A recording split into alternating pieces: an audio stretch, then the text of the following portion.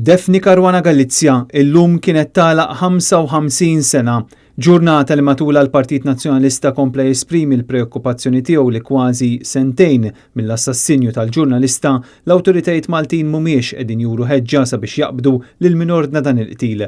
Il-kap tal-Partit Nazzjonalista, Adrian Delija, fi stqarrija qal li se jibqa' fuq quddiem biex flimkien mas-soċjetà ċivili jiġġieled favur il-ġustizzja u l-verità.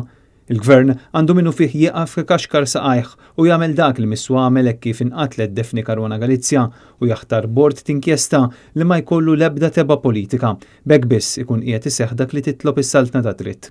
L-istqarrija tfakkar kif il-Ministru Carmelo Abela kien wieħed li l-Gvern se jwaqqaf inkjesta pubblika li tinvestiga jekk il-miżuri li ħadu l-awtoritajiet ta' pajjiżna kinux adekwati sabiex jipproteġu l-ħajja tal-ġurnalista.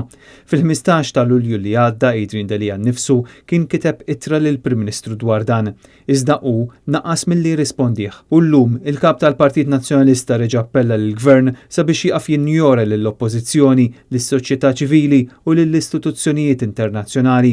Fid-dawl ta' dan kollu l-Oppożizzjoni se tibqa' tinsisti biex issir ġustizzja, toħroġ il-verità u biex id-drittijiet tal-familja Caruana Galizia jkunu mħarsa. Dan huwa fl-interess tal-poplu Malti u kollu li ġie mċaħħad minn informazzjoni li hi ta' interess għalih.